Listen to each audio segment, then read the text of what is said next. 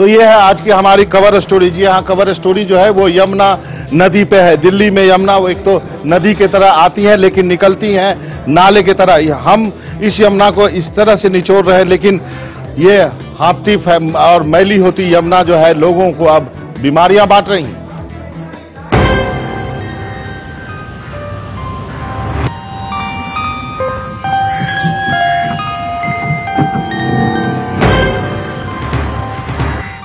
दूर से ये यमुना कितनी खूबसूरत लगती है,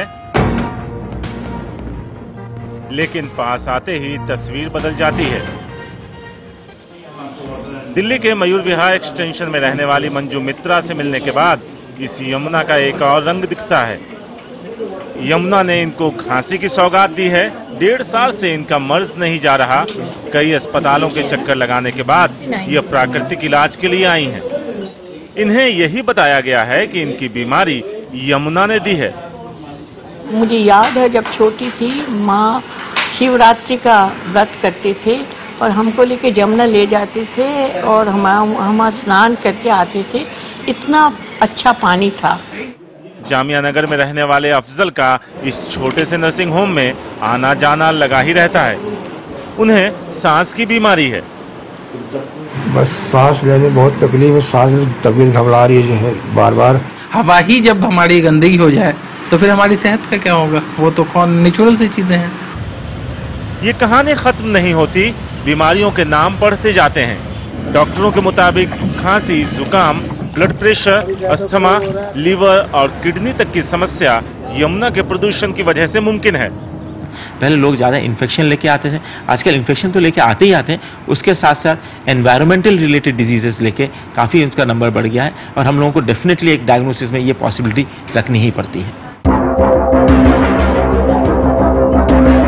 जो नदी जीवन देती है वो बीमारियां क्यों बांटने लगी?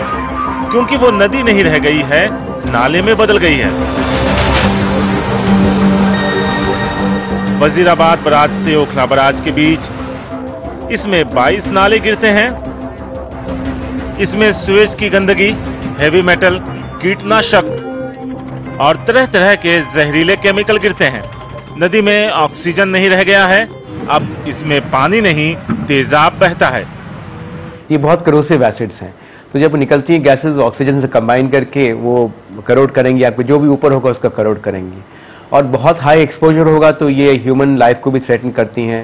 अलार्मिंग तो है, नॉट मीटिंग द स्टैंडर्ड। कोई स्टैंडर्ड मीट करता नहीं, कोई स्टैंडर्ड ही मीट करना है। इस नदी में हम गंदगी ही नहीं डालते, इसका पानी भी बड़ी बेरहमी से निकालते हैं। सिंचाई के नाम पर जितना पानी निकाला जाता है उसका 80% बर्बाद हो जाता है। 21 किलोमीटर के इस सफर में नदी जैसे निचुड़ जाती है। वहाँ पर आप समझ सकते हैं कि आपके शरीर के ऊपर क्या बुरा असर पड़ रहा है, क्योंकि वही सल्फेट आपके फेफड़ों में ही जा रहा है, वही सल्फेट आपके शरीर के अंदर जा रहा है और उसके कारण एक तरफ से तो जहाँ गंदा पानी आप पीते हैं आपको गैस्ट्रो इंटेस्टाइनल बीमारियां होती हैं और दूसरी तरफ से फेफड़ों के अंदर बहुत बुरा असर पड़ता है। यमुना की साफ सफाई के लिए कई योजनाएं बनी, हजारों करोड़ रुपए अब तक खर्च हो चुके हैं, लेकिन हालात नहीं बदले। यमुना का ये प्रदूषण हमारे जिस्म में चला आ रहा है, हमें कई तरह की बीमारियां दे रहा है। ये जरूरी है कि यमुना के लिए ना सही, खुद के लिए सही, आप एक बार जरूर सोचिए। यमुना के किनारों पर घूमते हुए जिंदगी की कई शक्लें दिखाई देती हैं, साधु भी मिलते हैं और गृहस्थ भी, लेकिन सबसे ज्यादा ये मलाल उठता है कि हम सब ने मिलकर यमुना को बर्बाद किया है।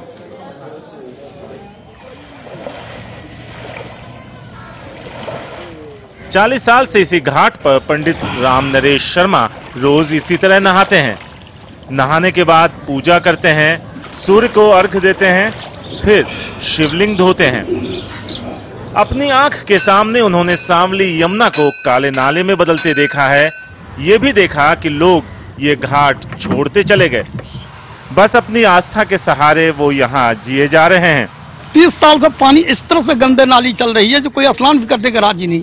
आते जमुना जी को देखते घुर गांव पर चले जाते। जिंदगी की मजबूरी है कि वो हर जगह अपने लिए जगह खोज लेती है। इस कबाड़ के किनारे भी बसा है किसी का घर। घर में खाना पक रहा है, टीवी पर कोई रंगीन फिल्म चल रही है। इस घर में माझी भी है जो इस धारा में जीने और मरने का खेल देखता रहा है। मरे हुए बच्चों को जमुना के अंदर डालते हैं ये कट्टे के अंदर बंधवा के, और उसकी एवज में वो दुखी तो वैसे ही होते हैं, 2100-1100 की डिमांड करते हैं उनसे। इस नदी के साथ खिलवाड़ में सब बराबर के भागीदार हैं। भगवान के नाम पर ये साधु महाराज नदी को गंदा करने लगे हैं और तेवर ऐसे कि टोकने वाले की ही गलती। अरे तू जा यार, तू एक साइड हो जा। एक साइड हो, चल चल यार, तू निकाल यार गाड़ी। किसी ने इस बच्चे को पैसे दिए कि वो उनकी पूजा का सामान नदी में प्रवाहित कर दे, और ये कार वाले खुद यही काम कर रहे हैं। यहाँ भी एक छोटा सा कारोबार निकल आया है। इस गंदे पानी में उतरकर ये लड़का कुछ फेंके हुए सिक्के और सामान खोजता है। यानी आस्था हो या कारोबार, इस गंदे नाले में उतरना बहुत सारे लोगों की मजबूरी है। बात अगर आस्था या फिर पेट की ना हो तो नाले में तब्दील हो चुकी इस नदी में शायद ही कोई डुबकी लगाए। इसमें गिरता हर नाला हमारे और आपके घरों की गंदगी लेकर आता है। कभी ये नदी हमारे लिए लाइफलाइन हुआ करती थी, आज अभिशाप बनती जा रही है। और यदि आप समझते हैं कि आप यमुना की गंदगी से दूर दिल्ली के साफ सुथरे इलाके में रहते हैं, मेट्रो में घूमते हैं, तो आप बहुत ही अच्छे हैं, तो ये आपका भ्रम है। यमुना का प्रदूषण आपके घरों में दाखिल हो रहा है और आपके घर के सामान को भी खराब कर रहा है।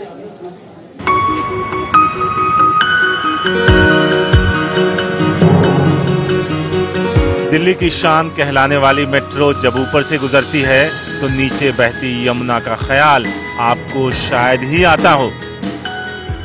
लेकिन विकास की बलि चढ़ा दी गई यमुना इस विकास से अपनी कीमत वसूल भी ले रही है। मेट्रो की गंदलाई हवा इस मेट्रो के ऊपर लगे एसी में दाखिल हो जाती है। मेट्रो ने बाकायदा प्रेस रिलीज जारी करके ये शिकायत की है। इस रिलीज के मुताबिक इस हवा में मौजूद सल्फर डाइऑक्साइड कंडेंसर और एवेपोरेटर में लगे तांबे और एल्यूमिनियम के जोड़ों को कमजोर कर देता है और एसी का कूलेंट लीक करने लगता है। अब तक मेट्रो रेड लाइन की 13 ट्रेनों के 104 कंडेंसर बदल चुके हैं, जबकि ब्लू लाइन की 27 ट्रेनों में यह तादाद 216 है। तो H2S और अमोनिया ये दोनों निकलते हैं, जैसे मार्च में से निकलते हैं आपके, ये प्यूट्रीफाइंग मैटर से आपके गैसेस निकलते हैं, बिकॉज इसमें कोई ऑक्सीजन नहीं होता। ऑक्सीजन कंबाइन करके इनसे एसिड बनती हैं, एसिड से करोजन होता है सारा। ये हालत सिर्फ मेट्रो की नहीं, यमुना के आसपास बसे इस पूरे इलाके की है, जहां एक से एक अपार्टमेंट और कोठियां हैं।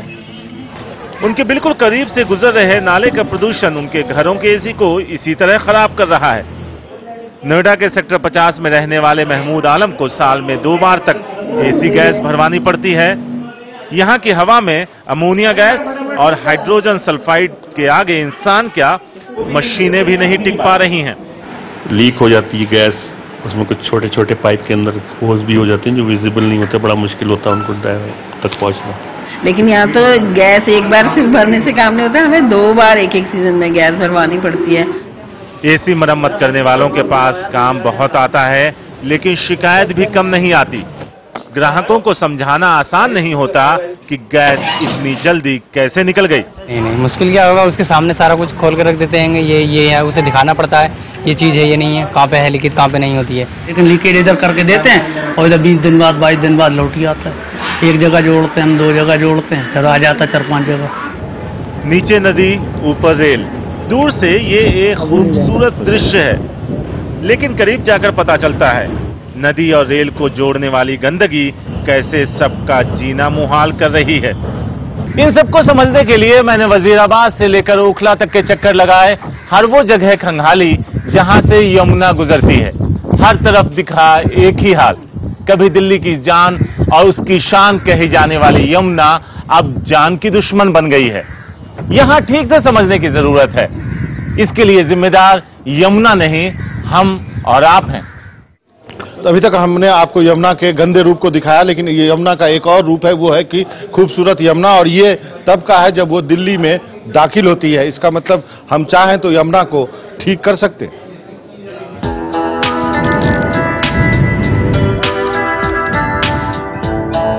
दूर तक फैली ये नदी भी यमुना ही है। पानी एकदम साफ, जिसमें आप अपना चेहरा तक देख लें। वजीराबाद बराज से ठीक पहले ये दिल्ली का इब्राहिमपुर इलाका है। ये भीड़ें खेमराम की है, जो इनका हर इशारा समझती है। एक सीटी की आवाज ही काफी है, एक एक कर सब पानी पीने किनारे पर। पानी से जब जी भर गया तो पास ही हरी घास भी है। यहाँ पे तो साफ पानी है, लेकिन वो दिल्ली के आसपास वहाँ तो बहुत गंदा पानी है। तो गंदा पानी पीने से कुछ बीमारी हो जाती है, कुछ केमिकल का पानी आता है, कोई हर एक चीज अलग अलग पानी आता है, जिससे बीमारी हो जाती है, तो भीड़ मर जाती है। फिर दूर नजर आई ये नाव, जाल बिछा रहे हैं, इंतजार है मछलियों का। हमारा भी दिल नहीं माना तो हम भी साथ हो लिए।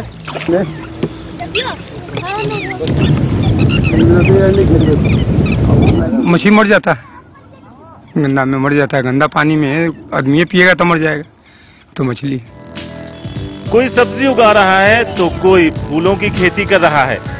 गेंदे के ये खिले फूल बता रहे हैं कि यमुना थोड़ी साफ सुथरी रहे तो क्या नजारा हो। नदी जिंदा है, बस जरूरत है अपनी भी जिम्मेदारी समझने की। पुल पर से घूमता ये कैमरा आपको फिर से वही गंदी यमुना दिखा रहा है, जो वजीराबाद बराज के बाद खुद के हाल पर रो रही है। अगर हम वक्त रहते नहीं जागे तो ना नदी बचेगी ना हम। दिल्ली से शुभ्रा सुमन और सुधीश राम के साथ शारिक खान, एनडीटीवी इंडिया।